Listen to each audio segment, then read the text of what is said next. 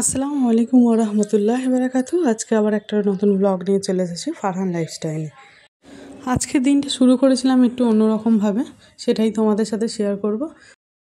আজকে ফারহানের স্কুলে first day, পুজোর পরেই প্রথম খুলছে।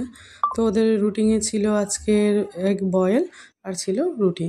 তো আমি একটা ভেজ পরোটা মতন করে দিয়েছিলাম আর একটা এগ বয়েল করে দিয়েছিলাম। অন্যান্য দিনের মতন মেজো পাপা নিয়ে যাবে বলেছিল, কিন্তু হঠাৎ করে ছোটো পাপার ঘুম ভেঙে গেছিলো বলে বলল যে আমি নিয়ে যাব। ছোটো পাপা একটু ভয় পাচ্ছিল, যেহেতু ও কোনো দিন এইরকমভাবে ওকে নিয়ে যায়নি বা নিয়েও আসেনি, সেই জন্য। তারপরে ওরা চলে যেতেই আমি চলে গেছিলাম ছাদে। 2-3 দিন যা বৃষ্টি হচ্ছে, কাপড় তো শোকানো সম্ভব হচ্ছে না। তো কাপড়গুলো ভাবলাম একটু রোদে দিয়ে আসি আর একটু গাছগুলোকে দেখে আসি। তো অতিরিক্ত বৃষ্টির জন্য বুঝতেই পারছো গাছেদের অবস্থা কীরকম হচ্ছে। কিছু কিছু গাছের জন্য ভালো হলেও আবার কিছু কিছু গাছের জন্য কিন্তু অতিরিক্ত ক্ষতি হয়ে যাচ্ছে। সেই জন্য কিছু গাছ আবার ছাওয়ায় রাখার বা শেডের মধ্যে রাখার চেষ্টা করা হচ্ছে।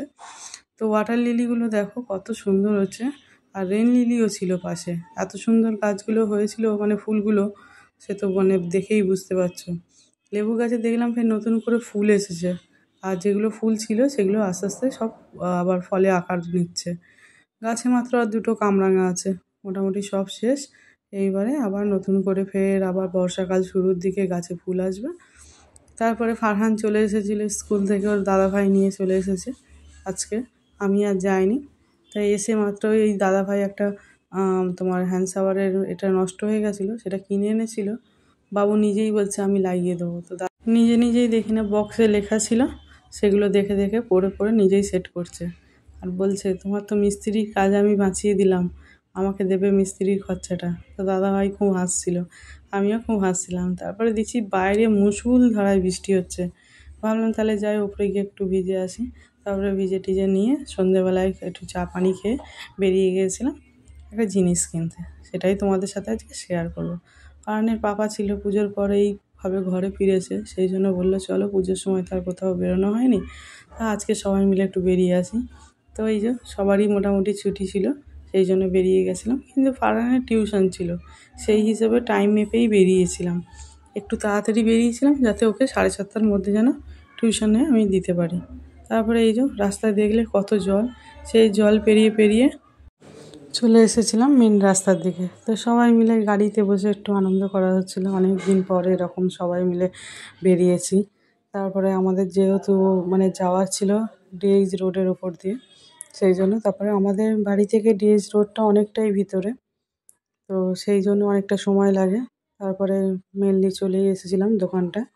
তো এখানে যে জিনিসটা কিনবো সেটা ছিল না আমরা যে মাপের কিনতে চাইছিলাম, বা দামের মধ্যেও অনলাইনে যে দাম তার থেকে অনেকটাই দাম বেশি ছিল। তারপর ওর পাপা বললো দাঁড়াও, জিনিসটা পরে কেনা হবে, আগে আমরা একটু চা খেয়ে নিই।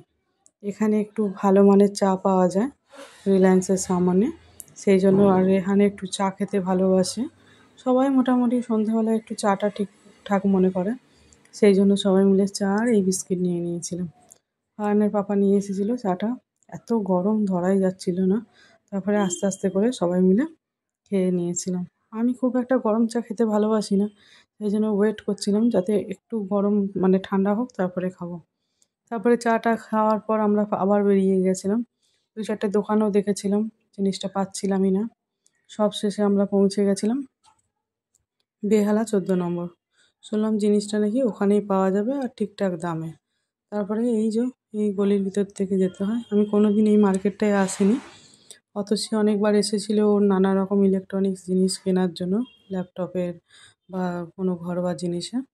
তারপরে ওই বলল যে এখানে আয়, এই দোকানটা ঠিকঠাক জিনিস বা ঠিকঠাক দামের মধ্যেও তুই পেয়ে যাবি। তারপরে আমরা চলে গেছিলাম ওই দোকানটা। তো দাদাটা বললো আমার এই দোকানে নেই, পাশে আরেকটা ওদের ব্রাঞ্চ আছে সেখানে আছে। তারপর আবার ওখানে চলে গেছিলাম।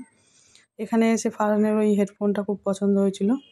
তারপরে আমি বলছিলাম তুমি একটু বড় হও তারপরে নেবো। তারপরে এই যে দেখতে পাচ্ছ রিং লাইট কিনতেই এসেছিলাম মেনলি, কেনা হয়ে গেছে। এবারে আমরা বেরিয়ে যাব বাড়ির উদ্দেশ্যে।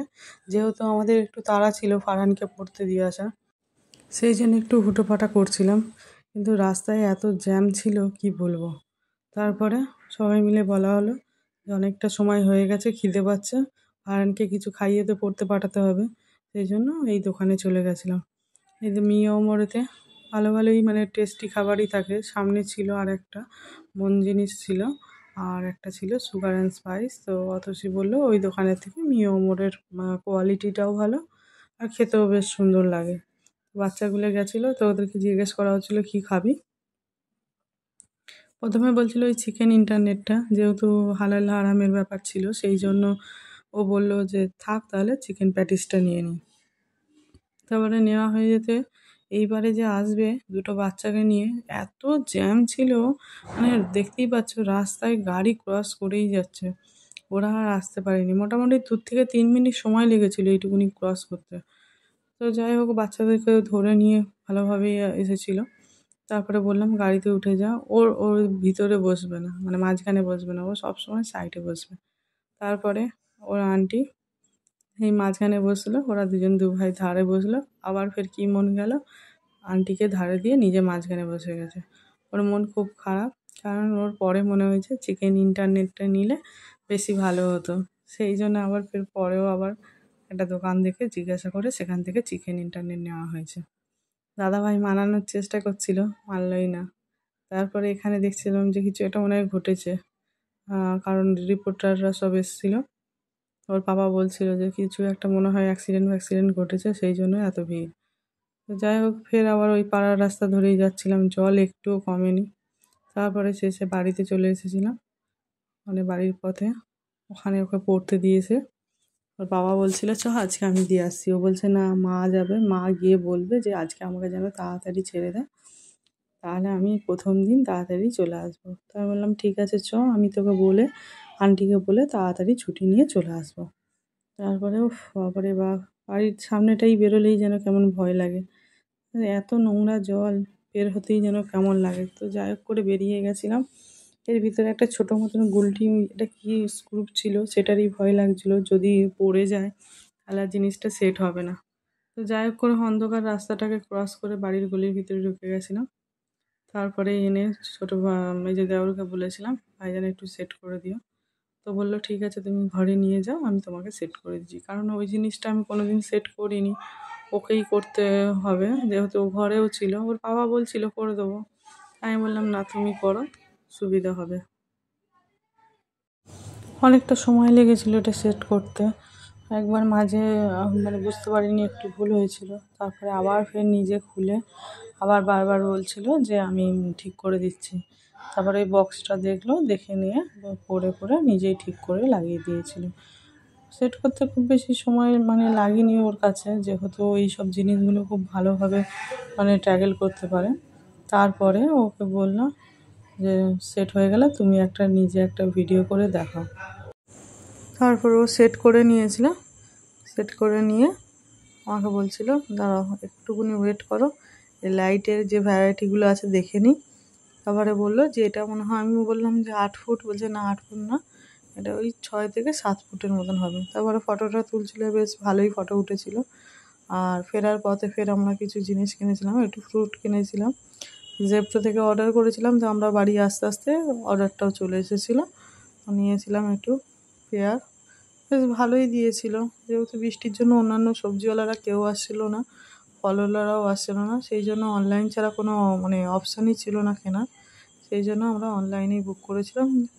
অনলাইনে যে কোয়ালিটি খুব ভালো ছিল সেরকম না, আর খুব যে খারাপ তাও না, দামটাও ঠিকঠাক ছিল।